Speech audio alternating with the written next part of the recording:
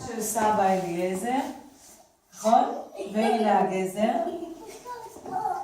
גזר, גזר, גזר, גזר, אין כמוהו גזר, זרע אותו בגן הירק, סבא אליעזר.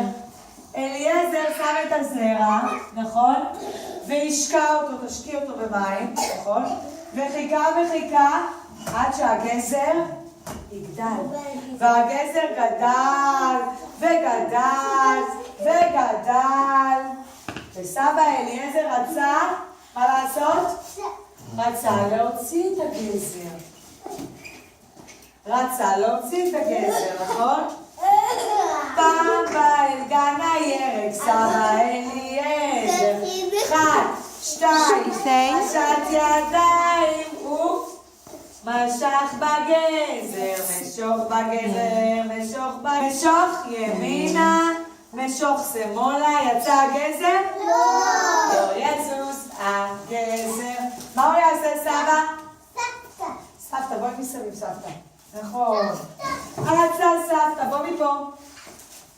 אצה סבתא סבתא אלישבע, אל סבא אליעזר. 1, 2, פשטה ידיים. מה חשוב? מי יבוא לעזור להם? ילדה. רגע, זה סבא אליעזר, זה סבתא אלישבע, ואיך קוראים לנכדה לילדה? אלישבע. אביגיל.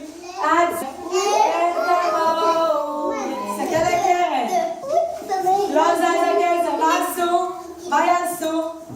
מה עשו? הזמינו את הכלב, דבורה תתקרבי לפה. דבורה תתקרבי, עוד. הזמינו את הכלב, נכון? אץ ורץ אבא. בוא כלב. אץ ורץ אבא בכלב אל הבת לעזר. תשתי ידיים. 1, 2, פשט ידיים ומשכו. תסתכלו לקרן. תסתכלו על קרן. ומשכו בגזר.